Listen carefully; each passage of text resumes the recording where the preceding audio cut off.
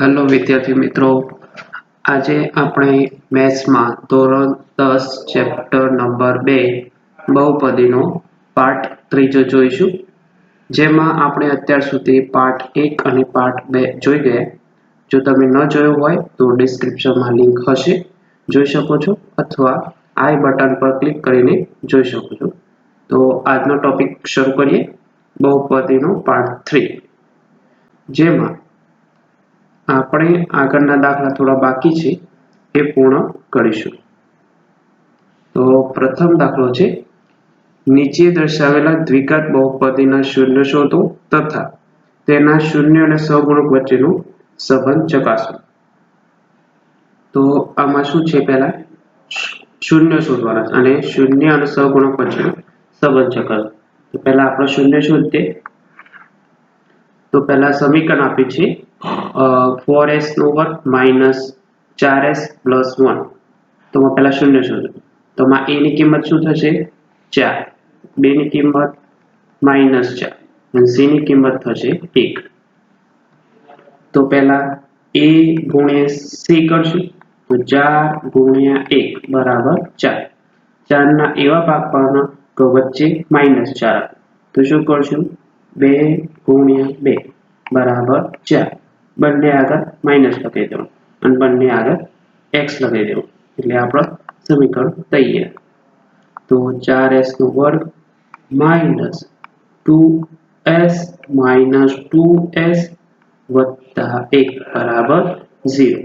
ચલો આ બંનેમાંથી શું કોમન નીકળશે? તો 2s. અંદર શું વધ્યું? 2s માઇનસ 1 માઇનસ અંદર શું વધ્યું? 2s માઇનસ 1 બરાબર 0. ચલો બંને અલગ અલગ શૂન્ય આપી દેશું. 2s માઇનસ 1 બરાબર 0 અને 2s માઇનસ 1 બરાબર 0. તો s બરાબર શું આવશે? 1 ભાગ્યા 2. s બરાબર માઇનસ આવવા જાય છે માઇનસ 1, તો 1 ભાગ્યા 2. તો આપણને બે શૂન્ય મળી ગયા. હવે જોઈએ શૂન્ય અને સહગુણક વચ્ચેનો સંબંધ. તો આમાં શું થશે?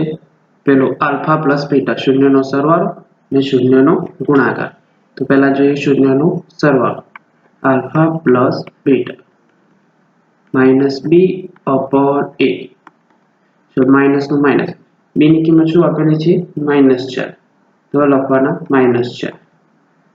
એ ની કિંમત 4, તો નીચે આવશે 4. માઇનસ માઇનસ પ્લસ 4 ભાગ્યા 4. 4 4 ઉડી જાય તો જવાબ આવશે 1. ચલો હવે જોઈએ શૂન્યનો ગુણાકાર. Alpha into beta C upon A. C ની કિંમત કેટલી છે? 1, તો આવશે 1 છેદમાં એ ની કિંમત 4, તો નીચે આવશે 4. તો જવાબ આવશે 1 ભાગ્યા 4. તો આ થઈ ગયું શૂન્યનો અને સહગુણક વચ્ચેનો સંબંધ. આગળનો દાખલો જોઈએ. હવે સર 6x નો વર્ગ માઇનસ 3 માઇનસ 7x. આમાં પણ શૂન્ય અને સહગુણક વચ્ચેનો સંબંધ શોધવાનો. પહેલા શૂન્ય શોધશું. તો પહેલા આપણે ax સ્ક્વેર વત્તા bx વત્તા c ના સ્વરૂપમાં ગોઠવી દઈશું. તો પહેલા જોઈએ 6x નો વર્ગ, બીજું સ્ટેપ આવશે માઇનસ 7x અને ત્રીજું સ્ટેપ માઇનસ 3. હવે આના અવયવ પાડવાના. પહેલા a ની કિંમત કેટલી થશે? 6. b ની કિંમત માઇનસ 7, c ની કિંમત માઇનસ 3. તો પહેલો સ્ટેપ a ગુણ્યા c. તો શું થશે? 6 ગુણ્યા માઇનસ 3. તો થશે 6 3 18, પણ શું આવશે? માઇનસ. હવે માઇનસ 18 ના એવા ભાગ પાડવાના કે વચ્ચે માઇનસ 7 આવે. તો શું થશે? 9 દુ 18. આપણે લાવવાના છે માઇનસ 7, તો મોટી સંખ્યા આગળ માઇનસ કરવાનું, નાની સંખ્યા આગળ પ્લસ કરવાનું. હવે બંને આગળ x લખી દેવું. તો હવે શું પડશે? 6x નો વર્ગ માઇનસ 9x વત્તા 2x માઇનસ 3 બરાબર 0. ચલો બંનેમાંથી શું કોમન નીકળશે આમાંથી? તો 3x. અંદર શું વધ્યું? 2x minus 3. આમાંથી શું કોમન નીકળશે? 1. તો અંદર શું વધ્યું? 2x માઇનસ 3 બરાબર 0.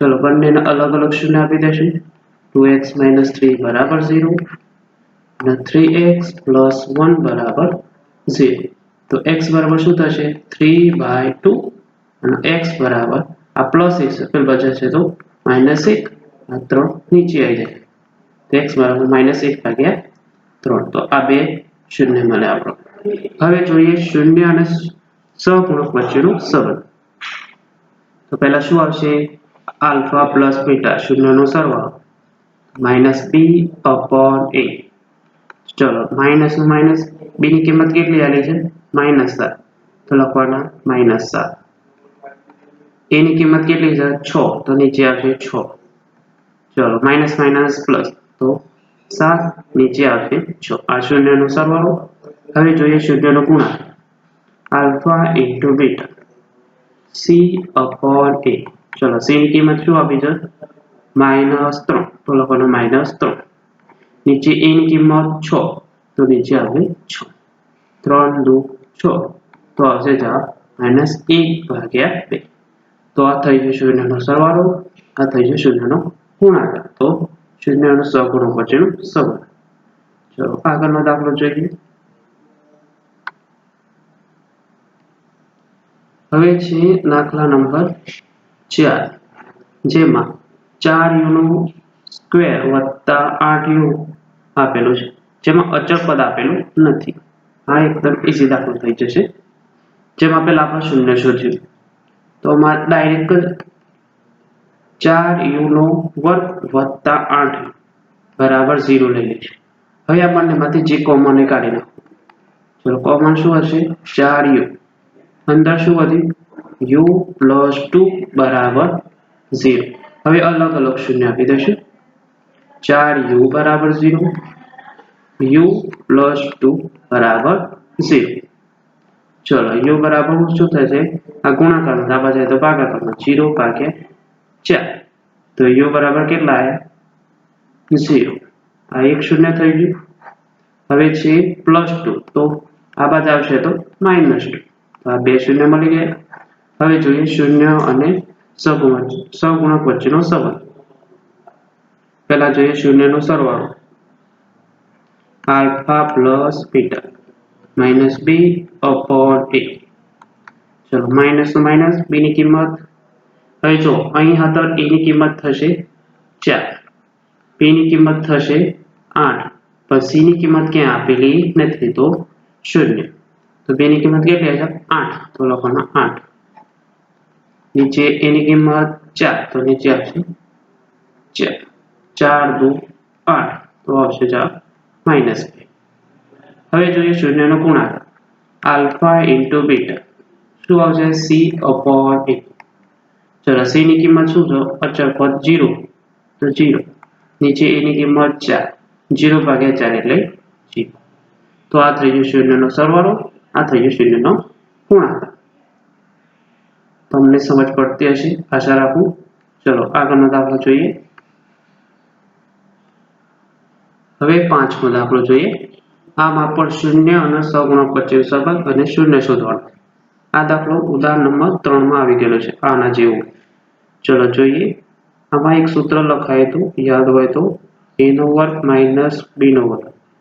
તો શું થાય a - b અને a + b બસ આ સૂત્રનો ઉપયોગ કરવાનો રહેશે ચલો તો જોઈએ આમાં તો પહેલા તો t² તો t² 15 છે તો એનું થશે વર્ગમૂળમાં 15² બરાબર 0 ચલો બંનેમાં એક વખત પ્લસ એક વખત માઇનસ તો થશે t - વર્ગમૂળમાં 15 બીજું થશે t + વર્ગમૂળમાં 15 બરાબર 0 ચલો બંનેને અલગ અલગ શૂન્ય આપી દેશે t - વર્ગમૂળમાં 15 બરાબર 0 બીજું થશે t + વર્ગમૂળમાં 15 બરાબર 0 ચલો આ માઇનસ બરાબર ને બધા છે તો પ્લસ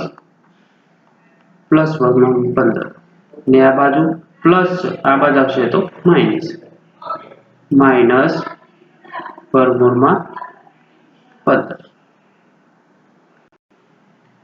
તો t બરાબર આવશે -વર્ગમૂળમાં 15 હવે જોઈએ શૂન્યનો સરવાળો અને શૂન્યનો ગુણાકાર. તો પહેલા જોઈએ શૂન્યનો સરવાળો આલ્ફા પ્લસ બીટા બરાબર -b/a.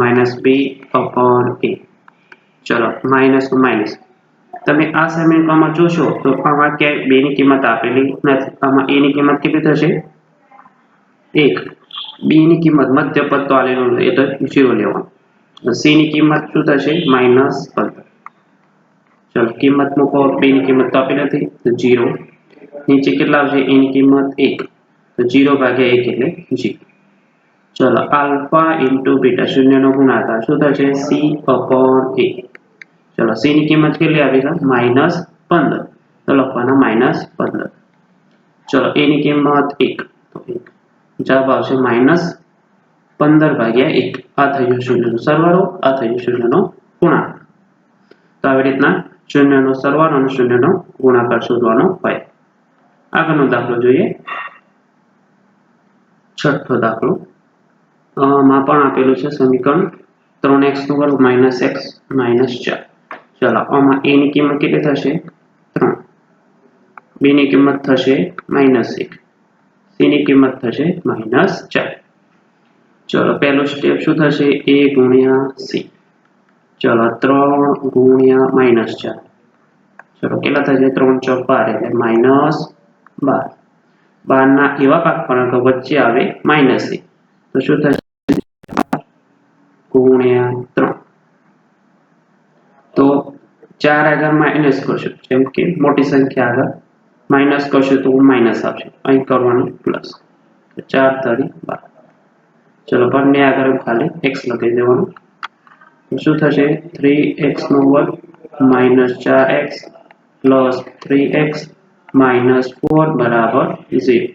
ચલો આ બંનેમાંથી કોમન શું નીકળશે? x. અંદર શું વધ્યું? 3x - 4 વત્તા આમાંથી કોમન શું નીકળશે? 1. અંદર શું વધ્યું? 3x - 4 = 0. ચલો બંનેને અલગ અલગ શૂન્ય આપી દેવાનું હવે. ચલો 3x - 4 = 0. બીજું x + 1 = 0. ચલો y શું શૂન્ય થશે? માઇનસ આ બાજુ આવશે તો પ્લસ. 3 ગુણાકાર નીચે આવશે તો ભાગાકાર. ચલો એક શૂન્ય મળી ગયું. હવે આ +1 આ બાજુ આવશે તો માઇનસ. તો આપણને આ બે શૂન્ય મળી ગયા. હવે જોઈએ શૂન્ય અને સહગુણક વચ્ચેનો સંબંધ. તો પહેલા શૂન્યનો સહગુણક વચ્ચેના સંબંધમાં શૂન્યનો સરવાળો આલ્ફા પ્લસ બીટા. તો શું થશે? -b/a. Minus two minus. ચલો b ની કિંમત કેટલી આપી છે? -1 તો લખવાના -1. ચલો નીચે a ની કિંમત 3. ચલો માઇનસ માઇનસ પ્લસ તો 1/3. ચલો હવે જોઈએ શૂન્યનો ગુણાકાર આલ્ફા ઇન્ટુ બીટા. શું થશે? c/a. ચલો c ની કિંમત -4 અને a ની કિંમત 3. તો જવાબ આવશે -4/3. આ થઈ ગયો શૂન્યનો સરવાળો, આ થઈ ગયો શૂન્યનો ગુણાકાર. તો સમજ પડતી હશે. ચલો આગળ જોઈએ.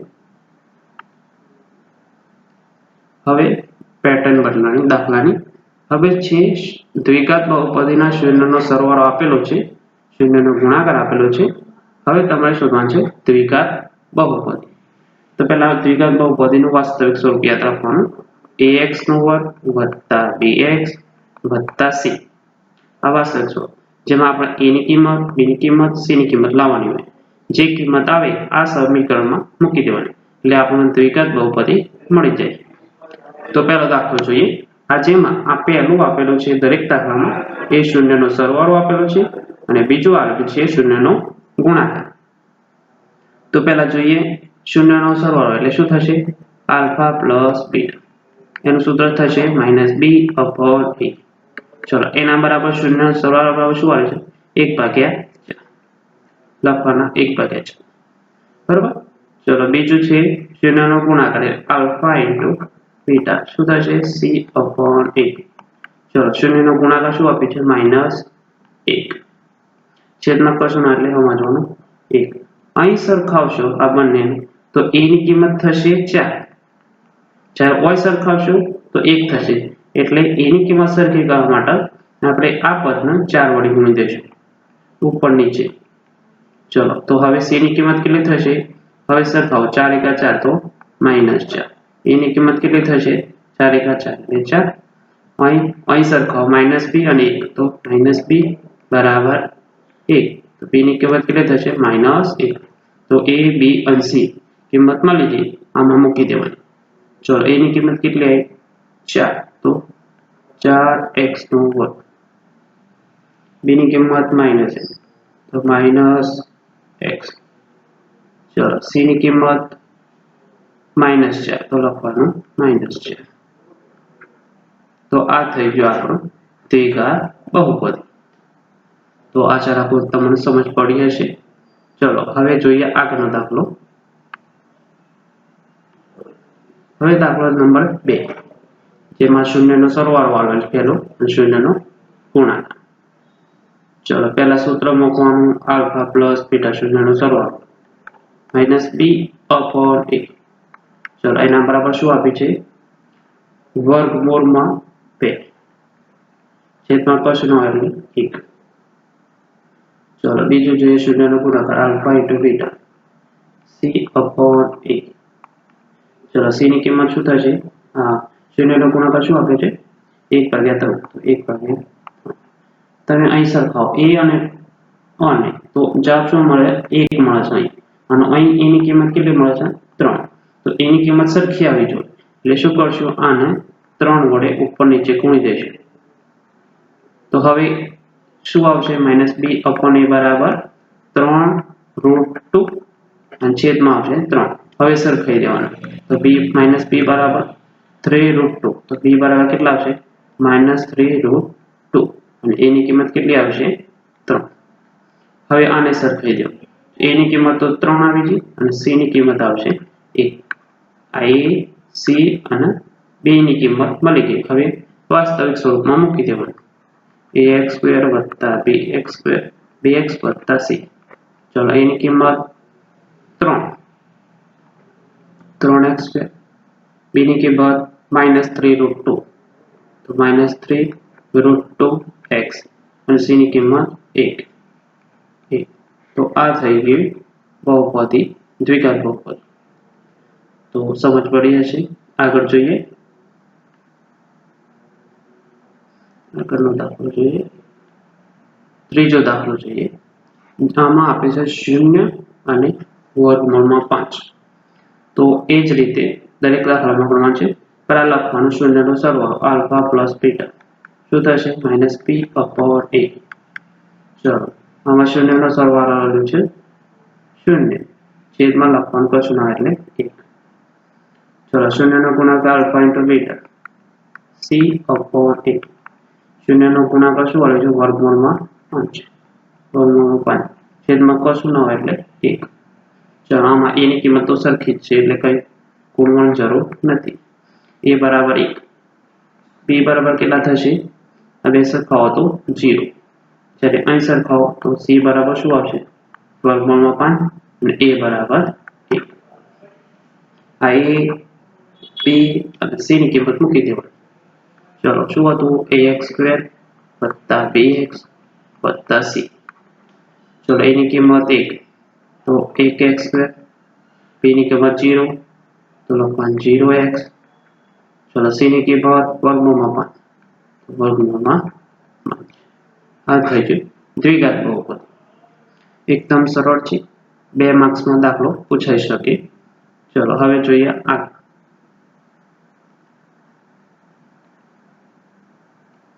હવે હાલે છે દાખલા નંબર 4.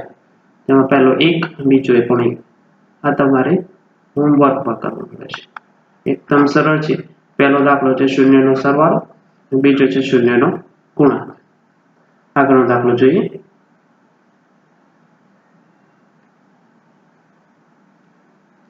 હા, આ દાખલો જોઈએ. દાખલા નંબર 5.